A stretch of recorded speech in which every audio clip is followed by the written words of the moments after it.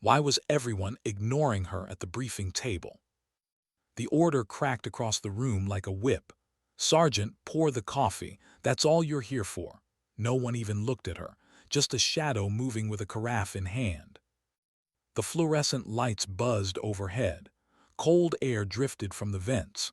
Maps and folders littered the table like a battlefield made of paper.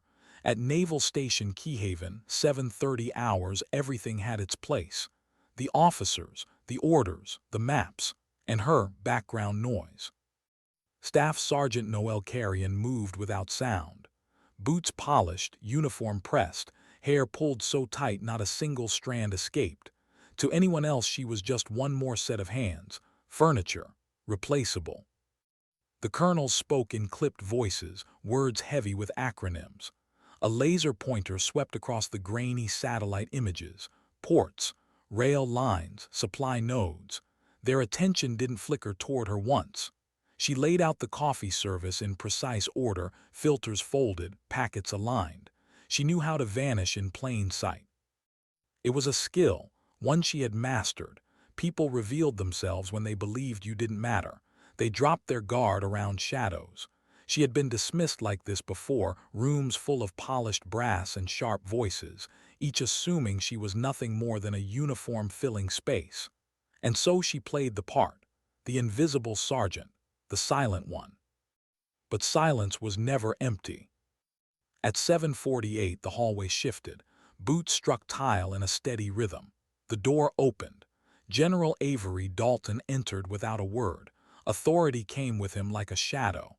Silver stars gleamed on each shoulder, but his presence was heavier than the metal. He didn't raise his voice. He didn't need to. Respect spread through the room before he even sat down. Conversations died mid-sentence. Postures straightened. Even the air seemed sharper. Dalton's gaze swept across the room once, measuring, nodding. His eyes passed over her as if she weren't there at all. That was fine. She didn't need him to see her, at least not yet. "Let's begin," he said, and the room snapped into order. Colonel Mercer launched into his overview. His laser pointer carved across the maps in bright red lines, timelines, deployment grids, cargo routes. His voice was fast, hard, full of certainty. Whitaker followed with communication protocols, encrypted relays, backup frequencies. The two lieutenant colonels by the window muttered about flight schedules. She stood in the corner, hands folded, expression neutral, watching, listening, invisible. Dalton asked questions short, sharp. He cut through Mercer's flood of details like a scalpel, and in the middle of it his eyes flicked toward the coffee station. A slight nod, barely a signal. Noel moved, quiet, deliberate. She carried the carafe across the room, timing her steps so they landed in the spaces between Mercer's sentences. The general's cup was half empty. She leaned forward to refill it, her motion smooth, practiced. That's when it happened. Her sleeve slipped back as she poured, just enough to catch the light. A glint of steel, a ring dark, scratched, edges worn, a trident carved deep into the metal. Dalton froze. For one beat, the entire room lost its sound. Mercer kept talking, oblivious. Whitaker scribbled notes, her pen scratching. The lieutenant colonels shuffled their papers, but Dalton didn't move. His eyes locked on that ring. Recognition struck him instantly. This was no ornament. He had seen only a handful like it. A seal trident worn into steel, earned through the crucible of Bud S-Class 351. Training that broke nearly everyone, survived by almost no one, and certainly in his memory never a woman. His chest rose once, deep, slow. He studied her now, not just the ring but the posture. The way she balanced her weight, the quick flick of her eyes toward exits, the steady rhythm of her breathing. Details no administrative sergeant carried. Noel placed the carafe back on the table carefully, stepped back into the corner, her cover still intact, almost. Dalton set his pen down. Silence thickened around him. His voice cut the air like a blade. "Staff Sergeant Carrian." Every head in the room turned. Mercer stopped mid-sentence. His pointer trembled in his hand.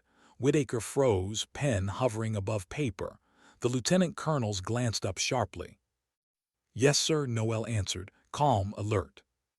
"That's an interesting ring you're wearing." The temperature in the room seemed to drop, eyes fixed on her hand. The steel trident gleamed in the sterile light. Mercer scoffed, muttering under his breath, "Gift shop piece." Whitaker shook her head, dismissive. "Novelty trinket." They expected her silence. They expected her to blush, to stammer, to fold. But Noel didn't flinch. Her voice came clear, measured, steady. "Bud's class 351. I passed." The room froze again. Mercer blinked. Whitaker's mouth fell open. Silence pressed in heavy as lead. Dalton leaned back slowly, his chair creaking. His eyes never left hers. "Colonels," he said, tone even, "step outside." "Sir," Mercer started, but Dalton's gaze ended the protest. "Now." The officers exchanged sharp looks. Their frustration was plain, but rank was rank. They gathered their papers, stiff with disbelief, and left. The door clicked shut behind them. Dalton reached forward and turned the lock. The conference room shrank instantly, the air heavier. Just the general, just the sergeant, a table full of classified maps between them. "Report the truth," Dalton said. "No summaries." Noel straightened, every line of her posture sharp with discipline. She didn't hesitate. Raqqa, northern Syria, hostage extraction, 3 American contractors ISIS-linked cell, objective achieved, all 3 recovered alive. Dalton's eyes narrowed slightly. "Casualties." Her tone didn't waver. "IED struck convoy on exfil.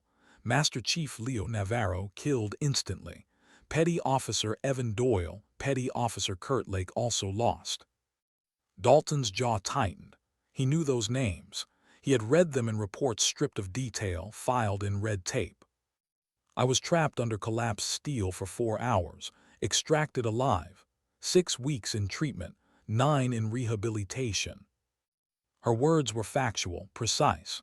But beneath the steel was weight, grief carried without theatrics. "Mind clear?" Dalton asked. She inhaled once, slow. "Every morning I remember them. Navaro, Doyle Lake, they're gone, but I am fit. Range of motion 100%, strength better than before. I want to return." Dalton tapped the table once with his knuckle. The sound echoed like a gavel. He let silence test her resolve. Then he slid a folder toward her. "You've been quiet this whole briefing, but you were watching. Tell me what you saw." Her eyes dropped to the maps, fingers traced with certainty. "Camera coverage leaves a blind spot here. Northwest angle, 32 meters wide." Dalton's pen paused. "Surface patch here," she continued. "Uneven repairs. Vehicles crossing vibrate. Cheap drones detect the tremor, trigger alerts. Ambush will stage at warehouse A3. You walk right into it." The words landed sharp. Surgical, no drama, just truth. Dalton studied her. She hadn't raised her voice, hadn't sought attention. She had seen what his colonels had missed while pretending she was invisible. "You caught this while pouring coffee?" "Yes, sir," eyes open. For the first time that morning, Dalton's expression shifted. Consideration. Respect. The silence between them was no longer heavy with dismissal, it was heavy with recognition.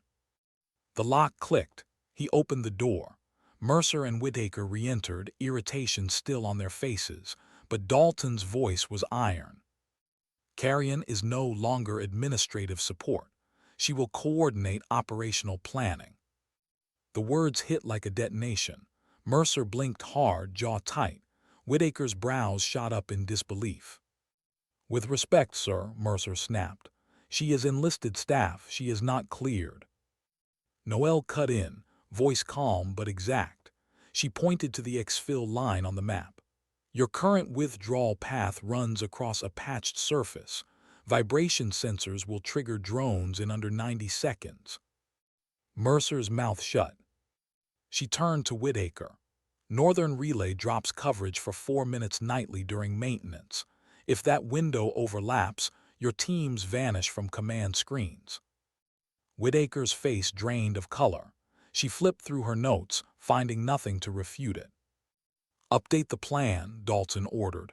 "Every adjustment Carrian just made, implement it." No one argued. They couldn't. The balance of the room had shifted. The sergeant they had ignored stood at the center now. She stood alone when the room finally emptied. The maps were gone, the colonels dismissed, the chairs left crooked from their hurried exits. Only the faint smell of burnt coffee lingered in the air.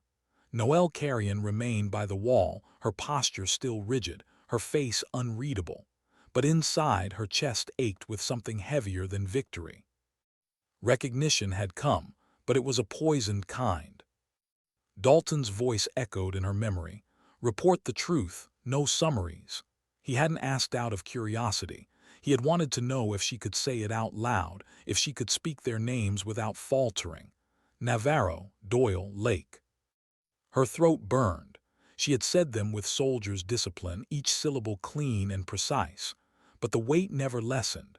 Every dawn she still woke with their faces burned into her mind. Navaro's laugh, Doyle's constant humming, Lake's quiet prayers whispered before insertion. They hadn't made it back. She had. And sometimes survival felt more like theft than luck. She pressed her palm against the cold metal of the conference table. Her ring caught the light again. The trident was scarred, edges dull from years of wear. Men had bled beside her to earn that insignia. And now it was the only reason anyone in this building finally saw her. "Is this what it takes?" she thought. "Proof carved in steel before anyone believes you belong." A knock broke the silence. The door opened and Dalton stepped back inside. He moved slower now, the edge of command softened. For the first time, he wasn't looking at a sergeant or a subordinate. He was looking at someone who had survived the same war he had, just wearing a different mask. "You held your ground," he said quietly. "Not easy in a room like this." Noel didn't answer. She didn't trust her voice. Dalton studied her for a long moment. Then he stepped closer, lowering his tone even further. "I read the reports, but reports cut out the marrow. I wanted to hear it in your voice." Her eyes lifted at that. "And what did you hear?" "Truth," Dalton said, "and grief, the kind that doesn't fade." The silence stretched. She almost looked away, but he didn't let her. "Grief is not a weakness, Sergeant. It's the scar tissue that tells you the wound mattered." Her jaw tightened. Words almost slipped free, but she bit them back. Because if she let herself speak, if she said how many nights she still saw Navaro's hand vanish in the smoke, how many mornings she whispered Doyle's name before rising, her chest might split open. Dalton didn't press. He placed a folder on the table. "Mission orders, you'll assist planning, you see the battlefield differently than the rest. I need that." Need. The word struck deeper than she expected. For months she had been invisible, her skills buried under paperwork, her survival reduced to whispers in the margins of reports. And now someone said the word need. She nodded once sharp. "Understood, sir." Dalton's eyes lingered on her ring. "You earned that trident. Don't hide it again." When he left, the room felt larger than before, but emptier too. Noel exhaled slowly. She pulled her notebook from under her arm, flipped it open, and began sketching. Not doodles, routes, patterns, angles of approach. She drew quietly, the pen scratching faintly. Her thoughts poured onto paper with military precision, every stroke sharpening into a plan. That night she didn't sleep.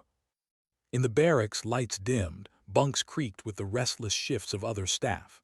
She lay on her back, eyes fixed on the ceiling, hearing again the muffled screams, the crunch of steel collapsing, the ringing silence that followed. The memory always returned in fragments. The dust choking her lungs, her arm pinned, the voices calling names that went unanswered, and the weight of knowing she had lived where others hadn't. She clenched her fists until her nails bit into her palms. Sleep never came easily. When it did, it was shallow, broken by ghosts. By dawn, she was already up. Uniform immaculate, boots laced tight. The sun barely touched the horizon when she stepped outside, the air cold and clean. She ran the perimeter of the base until her lungs burned, until the ache in her legs drowned out the ache in her chest. When sweat poured down her back, she finally stopped. Discipline had saved her once. It would have to save her again. The weeks that followed blurred into a rhythm of shadows and steel. Dalton kept her close, not as an aide but as an observer. She sat in on every briefing, her chair no longer against the wall but never at the head of the table, a middle ground. She spoke when needed, and when she spoke, silence followed. At first the colonels bristled, Mercer especially. His jaw set tight every time she corrected a blind spot. But after the first field simulation ended exactly as she predicted, ambush sprung where she had marked, his voice grew quieter. He stopped mocking. He stopped dismissing. He started writing down what she said. Whitaker fared no better. She had prided herself on communication grids, but when Noel pointed out the vulnerability in their relay schedules, she couldn't deny it. The corrections weren't guesses. They were surgical, precise, born not of theory but of lived battle. Still, none of it felt like vindication. Not to Noel, because every victory in planning still felt like she was chasing ghosts. Late one evening, after another 12-hour cycle of maps and frequencies, she lingered in the operations wing alone. Screens glowed faintly, their static light casting her shadow long across the wall. Her notebook lay open, margins filled with notes no one else bothered to record, patterns of enemy movement, rhythms of terrain, the subtle ways insurgents used silence as a weapon. She leaned back in her chair, closed her eyes, and whispered their names: Navaro, Doyle, Lake. It wasn't prayer, it wasn't ritual, it was survival. If she said their names, they hadn't vanished. If she carried them, then maybe the guilt of being alive didn't crush her so completely. She pressed her ring to her lips once. The metal was cold, the trident dug into her skin. A voice broke the quiet: "You still talk to them." Her eyes snapped open. Dalton stood in the doorway, arms crossed. She hadn't heard him enter. Her jaw tightened. "Sometimes." He nodded, stepping inside. His voice was softer now. "So do I, names different, but the same weight." For the first time she believed him. She had heard plenty of officers claim to understand loss, but in his voice the edge wasn't performance. It was lived. He looked at the glowing screens. "You're ready, more than ready, but you'll have to prove it again. Not to me, to them." Her chest tightened. "And if I fail?" Dalton's gaze was steady. "Then you'll fail like the rest of us do, carrying scars, but not alone." The words sat heavy. Not alone. Noel lowered her eyes back to her notebook. She traced one line across the map, finger steady. A new route, a safer one. She felt Dalton watching her but didn't look up. Because somewhere deep inside, beneath the grief and the doubt, the fire still burned. She hadn't come back from Syria to pour coffee. She hadn't survived hell to vanish into silence. She was here for a reason. And soon, the battlefield would call again. Why was her heart so calm when the countdown began? The operations center pulsed with energy, screens glowing, radios hissing, technicians calling out codes like lifelines. Meridian Base was alive with adrenaline. It was 3 weeks after the conference room revelation, and there was no corner to fade into now. At the center of the room stood Staff Sergeant Noel Carrian, not a shadow, not the coffee bearer. She wore a headset instead of silence, her eyes locked on the main display. Around her, colonels and officers moved with clipped urgency. Dalton stood just behind, arms folded, presence steady, but he said nothing. He wasn't here to lead. He was here to watch. This is it, Noel thought. No more invisibility, no more excuses. Task Force Lumen, status green, a comms officer called out. Noel nodded, voice firm through the mic. All teams confirm check-ins. One by one, voices rolled back across the channel. Alpha ready, Bravo ready, Charlie ready. Each call settled deeper into her bones. She should have felt nerves rattling her chest, but instead she felt the opposite, a clarity, a sharpness, almost like the ice water of hell week crashing against her skin, waking every nerve, forcing the body beyond its limits. Her mind flashed back, sand in her teeth, instructors screaming, ocean pulling her under. She had linked arms with Navaro once, both of them refusing to let go, both whispering the same words through cracked lips: stay awake, stay alive. She blinked and the vision dissolved. The op center came back into focus. Alpha, alter your egress, she ordered. Shift from green line to black line. Do not cross sector A3. The reply came without hesitation. Copy, shifting to black. Bravo echoed. Charlie 2. The black line on the digital map lit up. Her adjustments were in motion. For the first time, Mercer and Whittaker were silent behind her. They hadn't forgotten the briefing weeks earlier when she'd caught what they'd missed. Neither wanted to risk another failure in front of Dalton. The mission clock ticked down. The room vibrated with tension. Then the screens shifted. One of the drone feeds wavered, static bleeding into the image. Technicians cursed under their breath. Drone 2 showing interference, one muttered. Another screen flickered red. Noel's eyes narrowed. She recognized it instantly. That's the vibration trigger. They planted sensors under the patched surface. It's live. Her voice was calm, but her jaw clenched. Dalton didn't move. He watched her instead.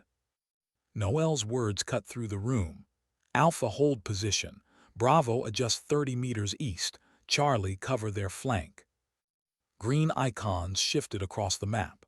Enemy markers lit up red near A3, exactly where she had predicted. The ambush snapped closed, but on empty ground. The control room inhaled as one. Gunfire cracked faintly through the feed, hostile chatter flooding the airwaves. Confusion, panic, not theirs, the enemy. Noel's voice stayed even. Suppress the north corridor, exfil through Delta Gate, 10 minutes all clear. Orders flowed like water, sharp and steady. Each team responded with trust sealed in every transmission. Dalton said nothing, but his silence was loud with approval. Minutes dragged like hours. The icons crept across the map, avoiding every danger she had predicted. When the last voice came through, all units clear, the tension snapped. Relief rippled through the room. Technicians exhaled. Officers unclenched fists. Some even whispered congratulations under their breath.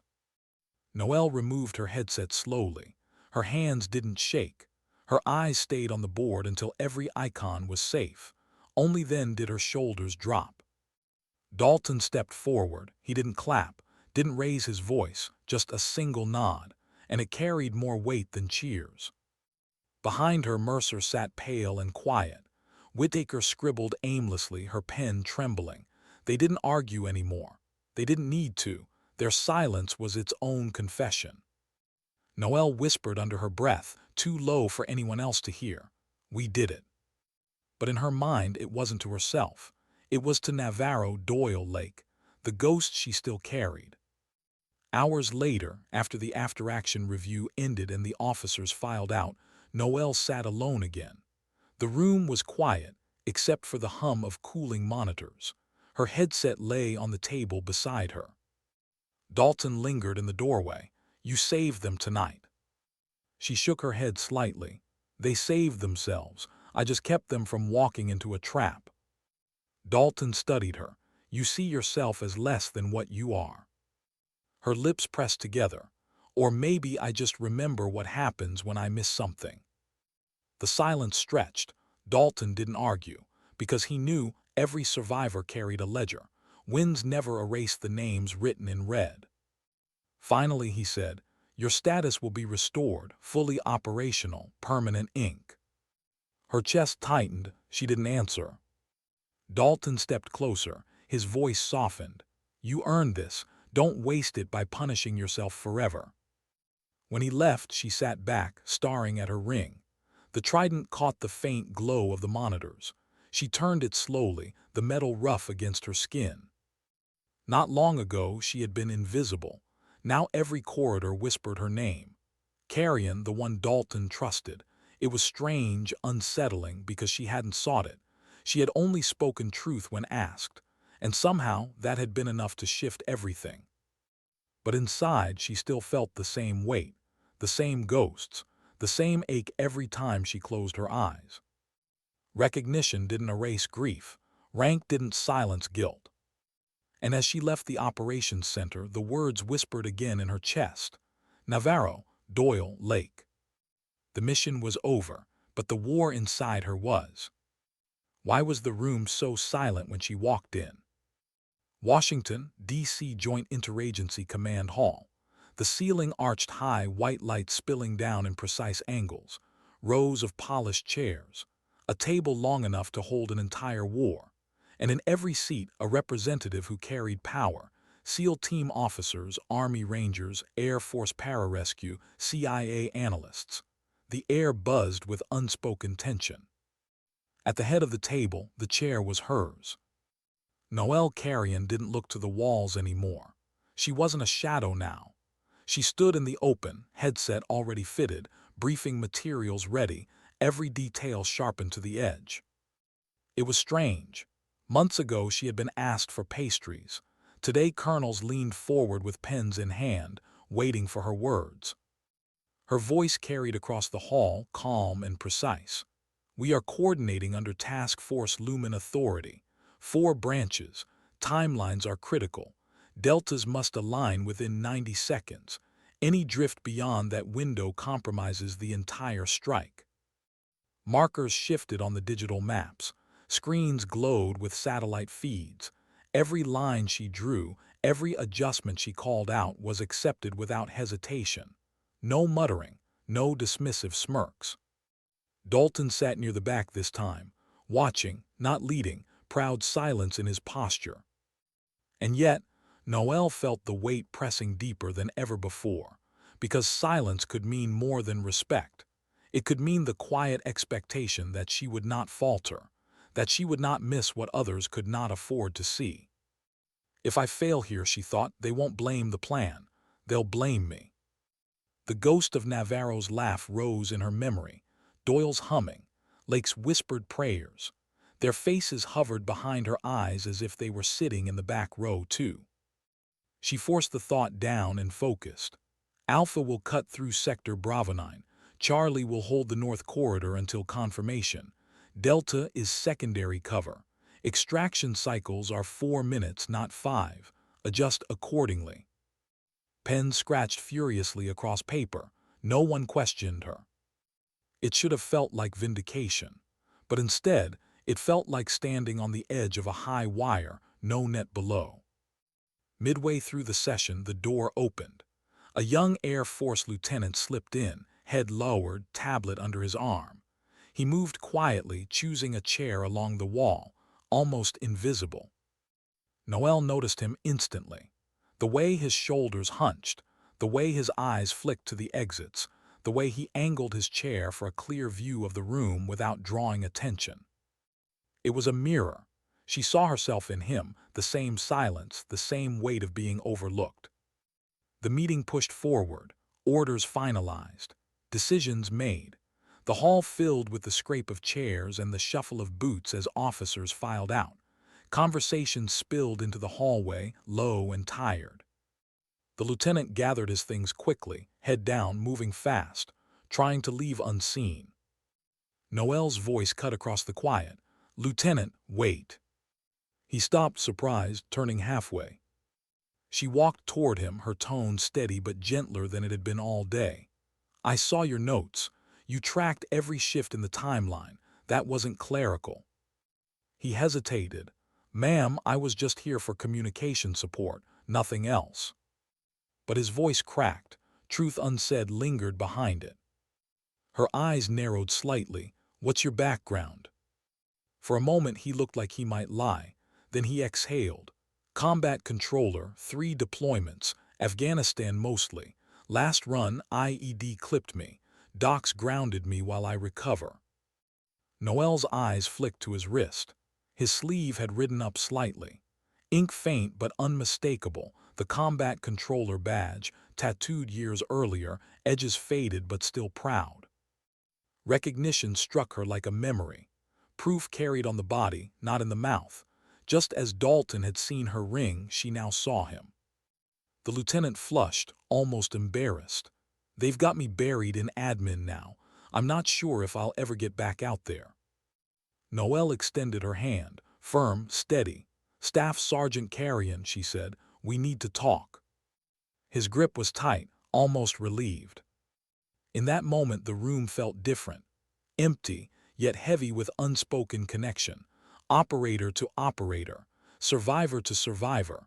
The kind of recognition that didn't come from titles or ranks but from scars. Noel held his eyes a beat longer. She saw the weight there, the same doubt, the same fear of being forgotten, wasted. She remembered it too well. And for the first time since Raqqa, she felt something shift. Not lighter, not easier, but different. The circle was turning. That night, alone in her quarters, Noel sat by the window. The city lights of Washington flickered against the glass. She traced the outline of her ring with her thumb, thinking of Dalton, of the colonels, of the lieutenant who had mirrored her silence. 6 months ago, she had been invisible, forgotten in the corner with a coffee pot. Now she was the one who saw, the one who recognized hidden strength before it faded into shadows. She whispered their names again, Navaro, Doyle, Lake. But this time there was something else with the grief, not just memory, not just guilt, purpose. Maybe this is what it means to honor them, she thought, not just to survive, but to make sure no one else who carries the weight is wasted. The war had scarred her, the system had ignored her, but she had survived both. And survival, she realized, wasn't the end, it was the start. The circle had closed, from dismissed to discovered, from discovered to leader, and now from leader to mentor. Noel Carrian was no longer invisible. And the battlefield was no longer just maps and missions. It was people. It was the quiet ones in the corner, the ones overlooked, the ones whose scars were invisible but whose strength was unbreakable. She sat in the silence, city lights dancing in her eyes, and thought of Dalton's words. Grief is not weakness, it's scar tissue, proof that the wound mattered. For the first time, she believed it. Why did she see her younger self in his silence? The lieutenant stood at attention, shoulders rigid, eyes locked forward. His posture was textbook, but Noel recognized the truth behind the discipline. The way his jaw tightened, the way his hands fidgeted against the side seam of his trousers, he wasn't at ease. He was holding himself together by threads.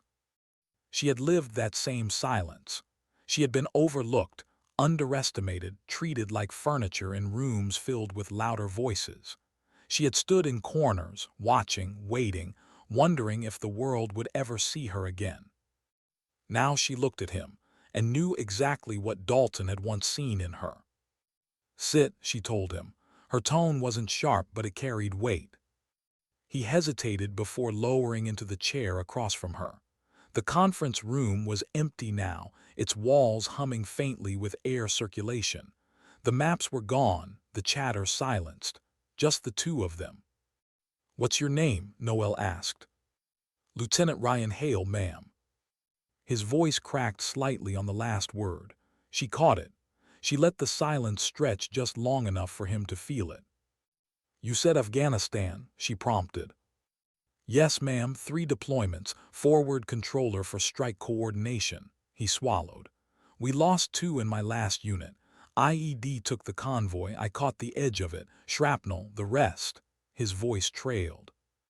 She waited, gave him space. Finally he exhaled. "The reports say I was lucky, that I should have been dead. Sometimes, ma'am, I wish I had been. Would have been easier than being grounded, stuck behind a desk, wondering why I'm still here and they're not." His eyes flicked up at hers, almost ashamed. Noel didn't flinch. "I know that weight." The words were quiet, almost too quiet. He blinked. "You do." Her hand lifted slightly, showing him the steel trident on her ring finger. The metal caught the faint light. Raqqa, Syria. We brought 3 home, lost 3 more. I was under twisted steel for 4 hours. Woke up in a hospital bed with their names echoing in my head. Ryan's breath hitched. He stared at the ring like it was something holy.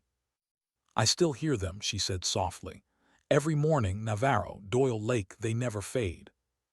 For the first time since he entered the room, Ryan's posture broke. His shoulders slumped. His eyes burned. So how do you live with it? Noel looked at him, steady, unblinking. You don't. You carry it, every step, every breath. It never gets lighter, but it makes you sharper if you let it. His jaw trembled. He nodded once, swallowing hard. She leaned forward. Listen to me, Lieutenant. They grounded you because of the scars, but scars are proof, not weakness. You think you're buried in admin, invisible. I was too. I was pouring coffee while colonels planned ambushes into death traps, but the ring caught the light and the mask cracked. Someone saw me. Now I'm seeing you. Don't waste that. Silence filled the room, heavy but not suffocating. A silence that meant understanding had passed between them. Ryan nodded again, firmer this time. Yes, ma'am. Not ma'am, Noel corrected. Carrian, just Carrian. His lips twitched, the faintest ghost of a smile. 2 weeks later, the mission clock ticked again. This wasn't a rehearsal, not simulation, not theory. It was live. Task Force Lumen had expanded into a joint strike with assets across 4 branches. Intelligence pointed to a weapons cache buried deep in hostile territory, guarded by a network of fighters who had perfected the art of ambush. Noel stood at the center of the Tactical Operations Center. Lights glowed across the screens, icons crawling like fireflies on the digital map. Officers filled the room, voices sharp, radios alive with chatter. Behind her stood Dalton, arms folded, silent sentinel. And next to her, just off her right shoulder, stood Lieutenant Ryan Hale. Headset on, notebook open.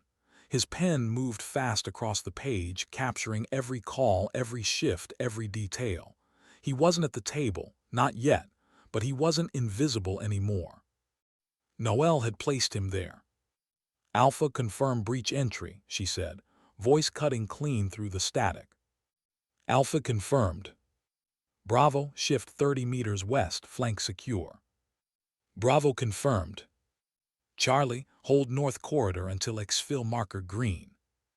Charlie confirmed. Her commands were steady, no hesitation.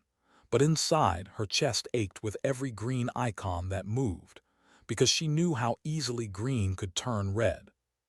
She felt Ryan's presence at her side. She didn't glance at him, but she could sense the way he watched, the way he absorbed every detail. He was learning. She was teaching, and it scared her. Because teaching meant responsibility. Responsibility meant risk. If he broke, if he failed, if she missed something, then his ghost would join the others. And this time, it would be her fault. Drone feed 1 interference, a technician called. Noel's eyes snapped to the screen. Static again. She didn't hesitate. That's not weather. They're running frequency jammers on the east sector. Shift signal through relay Charlie 5. Confirm alt feed in 30 seconds. Technicians scrambled. Seconds later, the image stabilized. A murmur of relief swept the room. Ryan scribbled furiously, eyes wide. She caught it in her periphery. Dalton leaned closer, his voice low enough for only her to hear. You see faster than the rest. He's watching you. Don't just lead the mission, lead him. The words settled heavy. Hours later, when the exfil came clean and all units were accounted for, the room released its collective breath. Officers exhaled. Screens dimmed. Another mission, no losses. Noel pulled off her headset, laying it gently on the console. Her hands were steady. Her chest was. Ryan stood beside her, still scribbling. When the last update was logged, he looked up at her. His voice was low. You were right. The weight doesn't go away, but it felt different tonight. Noel studied him. His eyes weren't haunted in the same way they had been 2 weeks ago. The ghosts were still there, but something else burned behind them now. Focus. She nodded once. That's how it starts.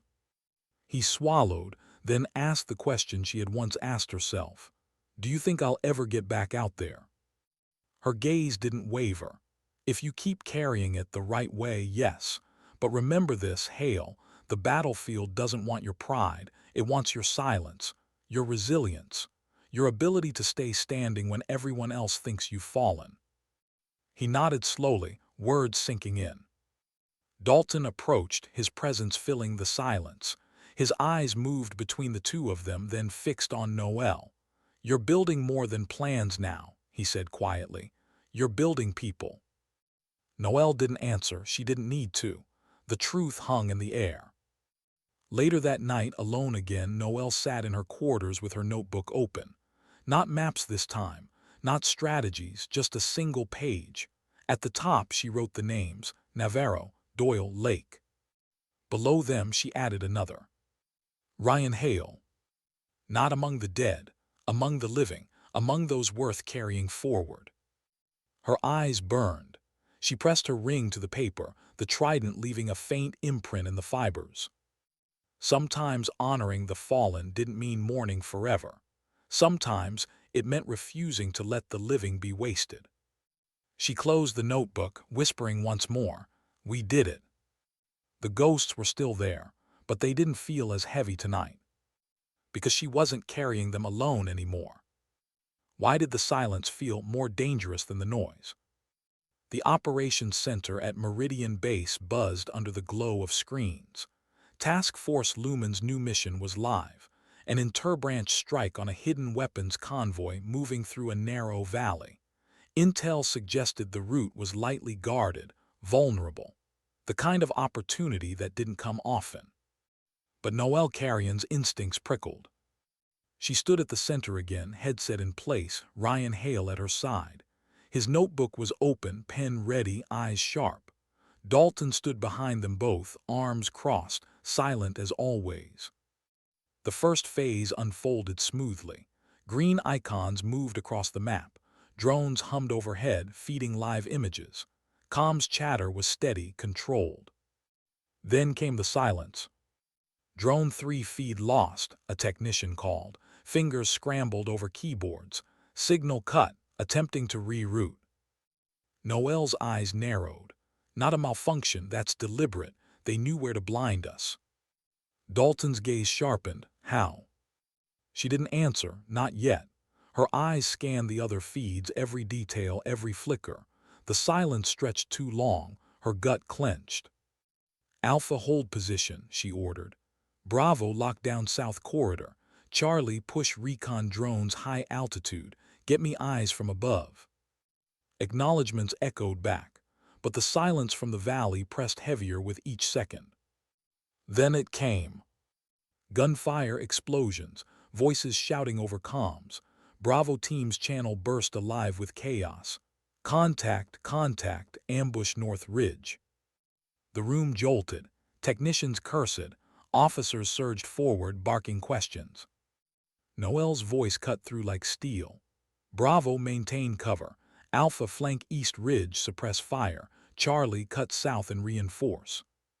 Her words steadied the storm, but inside her chest the ghosts clawed.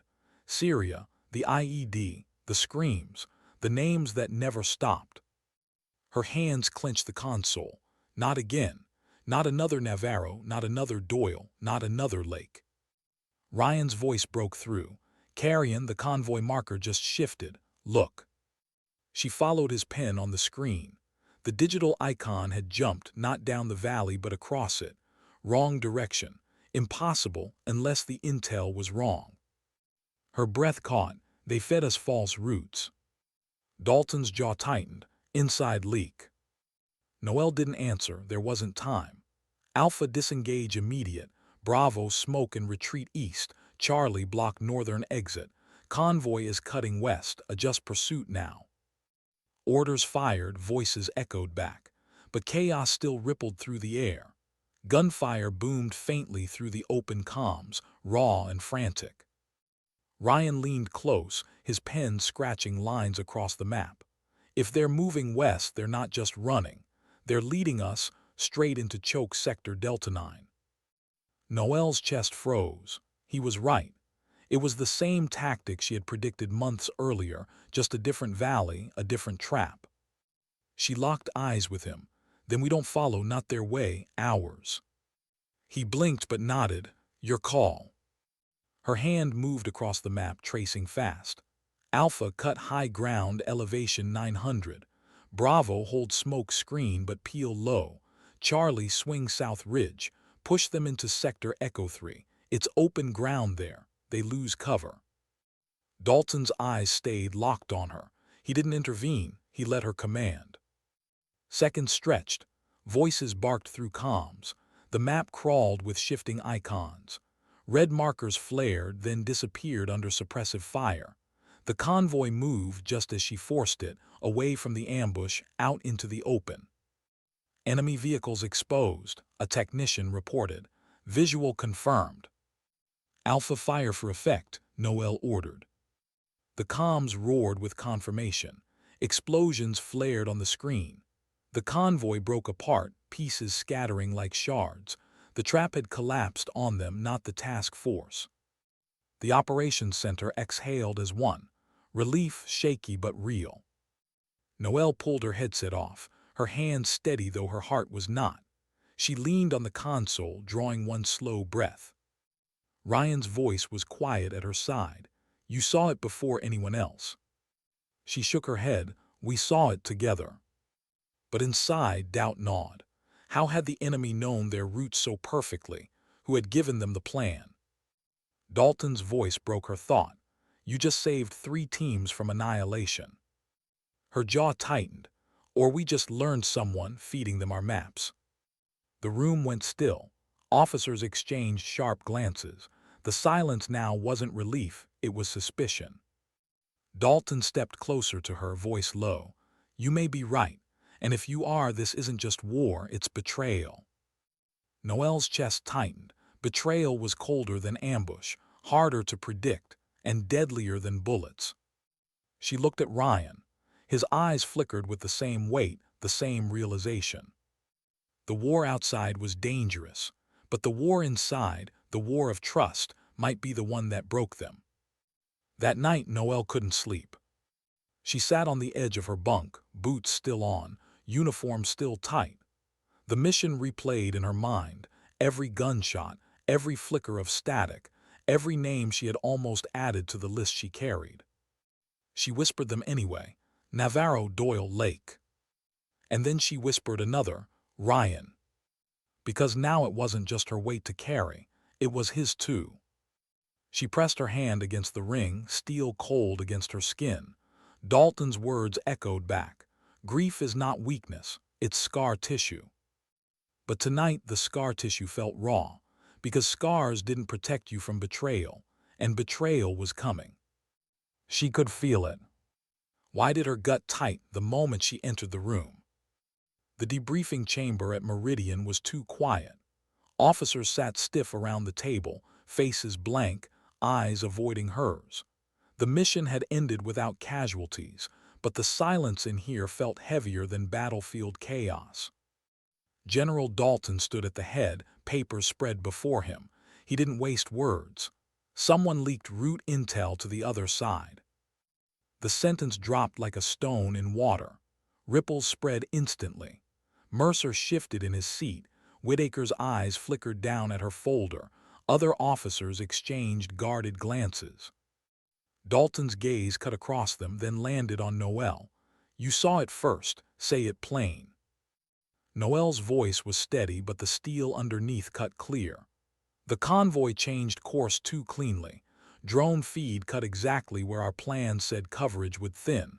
That's not chance. That's foreknowledge. Mercer scoffed. Or coincidence. Her eyes locked on him.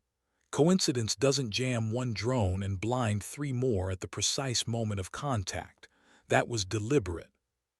Mercer leaned back, jaw tight. Whitaker scribbled something nervously, though her pen never touched paper. Dalton tapped the table once. This room is cleared for truth. Someone here passed the map, and until we know who, every operation is compromised. The silence that followed wasn't ordinary, it was brittle, fragile. One word too sharp and it would shatter. Ryan sat at the far end, posture straight, but Noel saw the tension in his shoulders. He was learning fast, learning that the battlefield wasn't always out there. Sometimes it was across the same table. Later, in the dim quiet of the comms wing, Noel found him hunched over his notebook. He didn't look up when she entered. "They don't trust each other," he said quietly. She leaned against the wall. "They never did, but now they don't have a choice." He closed the notebook slowly. "What if it's one of them? Mercer, Whitaker, maybe even higher. What if the system itself is cracked?" Her chest tightened. She had thought the same, but she didn't say it. Ryan's voice dropped further. "How do you fight an enemy when they're wearing your uniform?" She stared at him, silent for a long moment. Then she said, "By remembering who you are, by not letting their betrayal steal your purpose." His eyes met hers. "And if their betrayal gets people killed?" Her jaw clenched. "Then you carry it, and you fight harder to make sure no one else dies because of it." The silence stretched, heavy, necessary. Days later, the next mission cycle spun up. Tension gripped every corridor of the base. Plans were double-checked, redundancies stacked on redundancies, comms encrypted 3 layers deep. Still, suspicion hung in the air like smoke. Dalton called Noel into his office. The room smelled of old paper and faint coffee. Maps lined the walls. His voice was low, even. "You know I trust you," he said, "but trust won't save us from sabotage." She waited. "I want you running shadow oversight. Not just the mission, every relay, every line of comms. Quietly. Hale will assist. If someone tries to bleed us again, I want you to catch it before it costs lives." Her throat tightened. "Sir, you think it will happen again?" His eyes didn't blink. "I know it will." Noel nodded once, sharp, final, understood. The mission began at dusk. The operations center glowed under dim lights, screens alive with shifting icons. Noel stood at the console, Ryan beside her, both headsets tuned to frequencies no one else knew existed. Dalton lingered behind, his silence a weight of trust. At first everything flowed clean, green markers advanced, drones hovered steady, comms came clear. Then Ryan stiffened. "Carrian, look."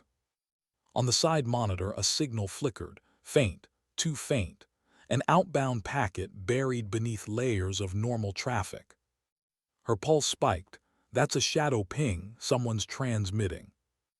Ryan's fingers flew across the console, isolating the feed. His face paled. "Encrypted, origin point, comms terminal Bravo 7, inside this building."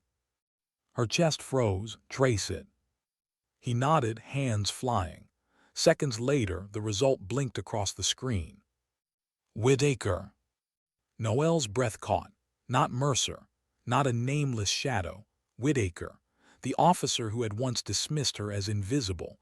The officer who had gone pale when Noel corrected her. The officer who had scribbled notes that never touched paper. Betrayal in ink and silence. Ryan looked at her, eyes wide. "What do we do?" Her voice was steel. "We cut the line now." He killed the transmission instantly. The signal died. The room held its breath. Dalton stepped closer, his eyes hard. "You're sure?" Noel didn't hesitate. "Positive." The mission map shifted, steady again. No ambush this time, no sudden silence. The teams moved clean. Extraction came on time, all units accounted for. But the victory in the room was hollow, because the real battle wasn't on the map anymore. It was sitting at the table, wearing the same uniform. When the mission ended, Dalton called the officers back into the briefing chamber. The air was heavy, charged. Noel stood at his side. Ryan stayed back, silent but present. Dalton's voice was iron. "Someone in this room tried to bleed us tonight." Mercer bristled. "Sir, if you're implying..." Dalton cut him off.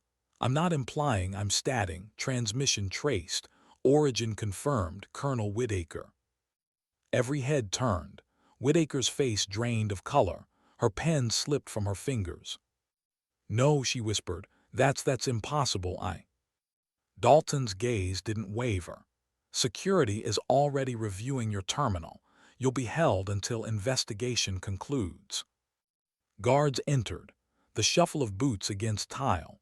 Whitaker's protest cracked into silence as she was escorted out. The room shifted, the balance collapsing.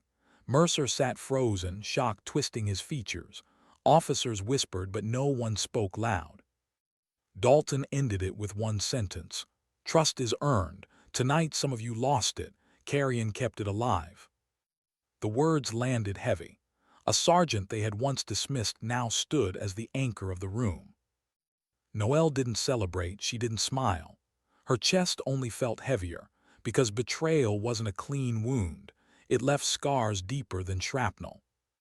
Later alone she whispered the names again. Navaro, Doyle, Lake, and now Whitaker alive but gone all the same. Her reflection in the window looked back at her, eyes hollow. This is the cost, she thought. The enemy outside, the enemy inside, and still we keep standing. Why did the quiet feel heavier than the noise of war? Washington again. Months later. The joint interagency hall glowed under steady lights, filled with voices, uniforms, maps alive on screens. Yet Noel Carrian stood still at the head of the table, letting silence stretch before she spoke. It was no longer the silence of dismissal, not the silence of invisibility. This was something else. Respect, expectation. Her voice carried steady across the room. Timelines are locked, sectors secured, communications tested. This operation succeeds not because we are flawless, but because we see the flaws before they break us. Pens scratched, heads nodded. There were no scoffs, no muttered dismissals, not anymore. Dalton sat in the back again, arms folded. His nod came subtle, but it was there, pride without words. Beside her sat Ryan Hale, not hunched against a wall, not invisible. He had a chair at the table now. Headset ready, notes sharp, posture straight. And when her eyes flicked his way, he met her look without hesitation. He wasn't a shadow anymore. After the meeting, when the others filed out in pairs and clusters, Noel lingered. She gathered her materials with deliberate calm. Ryan stayed too, his notebook closed but his hands restless on its cover. He finally broke the silence. I thought about what you said. She glanced at him. Which part? His throat worked. That scars aren't weakness, that they prove the wound mattered. I didn't believe you at first, but after the last mission, after seeing Whitaker, I get it now. The scars remind us what we can't afford to forget. Her chest tightened, but she kept her voice even. And what is it you can't forget? He swallowed hard. That survival means responsibility. If we're still standing, it's not just for us. The words landed deep. For a moment, she didn't breathe. Then she nodded once, sharp. You've learned faster than I did. A faint smile touched his lips. Because you taught me. The silence stretched again, but this time it wasn't heavy. It was steady. That night she sat by her window, city lights flickering against glass. She opened her notebook, the one filled with maps, patterns, names. She turned to the first page where 3 names were written in careful ink. Navaro, Doyle, Lake. For years she had carried them alone, whispered them into the dark, worn them like a chain of guilt. But now, below those names, more had been added, not among the fallen, but among the living. Ryan Hale. The ink stood out sharp and certain, not a memorial, a reminder. She closed her eyes, pressing the ring to the page. The steel dug into paper, leaving faint marks, proof that she was still here, proof that their memory had become something more than grief. Her whisper was softer this time. We did it. Weeks later, a ceremony unfolded quietly on base grounds. No cameras, no speeches, just a handful of operators gathered under a cold sky. Dalton stood at one side, expression unreadable. Ryan stood at the other, hands folded behind his back. Noel stood at the center, ring glinting faintly in the gray light. She didn't speak of her journey. She didn't recount how they had once ordered her to fetch pastries, how she had been dismissed as invisible. She didn't tell them how the ghost still whispered her awake some nights. She only said one thing. Sometimes the greatest victories aren't written in reports, they're carried in silence. The words drifted into the stillness, simple, unpolished, but the faces around her shifted. They understood. Dalton's gaze met hers. In it, the weight of respect. Ryan's, too, filled not with awe anymore, but with trust. And in that trust, Noel felt something loosen. Not gone, never gone, but lighter. Later, walking across the base, Ryan caught up beside her. His voice was quiet. "Do you think the ghosts ever leave?" She kept her stride even, eyes ahead. "No, they stay. They should stay. But they don't drag you down forever. They remind you who you're carrying." He nodded slowly. "Then maybe I'll carry them too." Her eyes flicked his way. He was young, scarred, but still burning. She thought of Dalton, of herself, of every silent survivor who had once been dismissed. The chain had lengthened. The circle had closed. She reached out, squeezed his shoulder once firm. "Then you'll do just fine." They walked in silence after that. Not the silence of loss, not the silence of invisibility, the silence of two people carrying the same weight together. That night back in her quarters, Noel sat alone with her thoughts. The ring gleamed under the faint light, scratched and worn but unbroken. She turned it slowly on her finger, feeling the grooves of the trident. Her mind drifted back, sand in her teeth, ocean knives against skin, arms linked with Navaro Doyle Lake. The whistle blowing, the voices screaming, the refusal to let go. Stay awake, stay alive. She was still here, still standing, and now so was Ryan. Her voice came as a whisper, but in the silence it felt like a vow. Sometimes dignity doesn't speak, it simply acts. The words lingered, quiet as breath, heavy as truth. And then she closed her eyes, letting the silence hold her. Not empty, not broken, but whole.